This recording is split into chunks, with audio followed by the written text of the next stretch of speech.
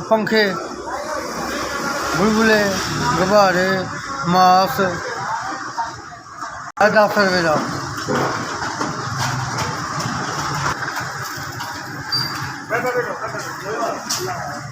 मैं मुझे करना किसी को अगे अगे हाथ नहीं किया।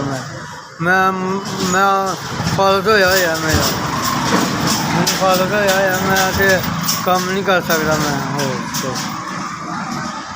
मेरे 6 बच्चे हैं। मेरे किराए के मकान है जुल्म से कुछ भी नहीं बचता। मैं तो गलियां च फिर के तो मैं आना 300-400 रुपया बच जाता मेरा। तो मैं हांडी दुद्ध के वगैरह ही मंगाना। मोबाइल तो है नहीं मेरे को।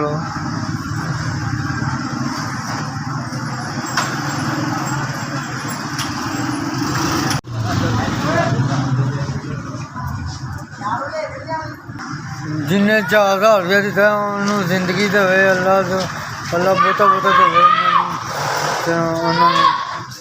मैनू ही जिन्हें मदद की है जिन्हों अल्लाह तो उन्होंने बहुता देवे इंशाअल्लाह जिंदगी वाला। ऐस भी जुबान से नहीं चलता हुआ जुबान से नहीं चलता हुआ ऐसे भी ऐसे जिन्हें 4000 रुपया दिया मुझे अल्लाह ताला बहुत अस्सलाम